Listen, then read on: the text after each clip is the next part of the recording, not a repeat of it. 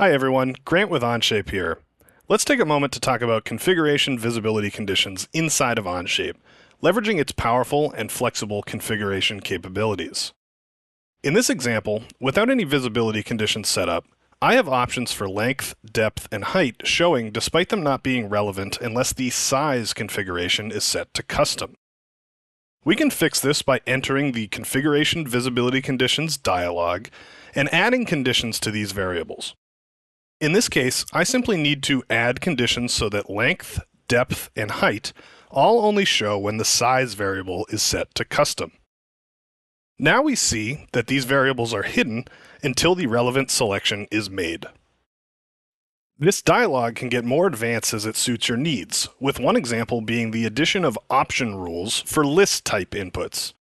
Here I have set up an option rule to only allow certain numbers of compartments depending on the chosen size, while allowing all 4 options when the size is custom. While you are editing your visibility conditions, the panel on the right side gives you a live preview of the logic you are defining. Invalid options will show as grayed out to help you further understand your visibility conditions in real time before applying them.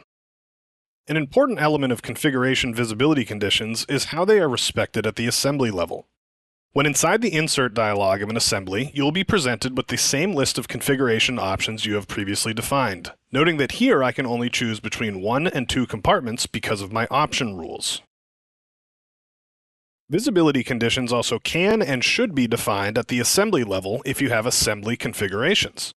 This process is identical to what we did at the part level, with the added bonus that any pre-existing visibility conditions are respected. In this case, showing us an error that the selected number of compartments is not valid for the selected size.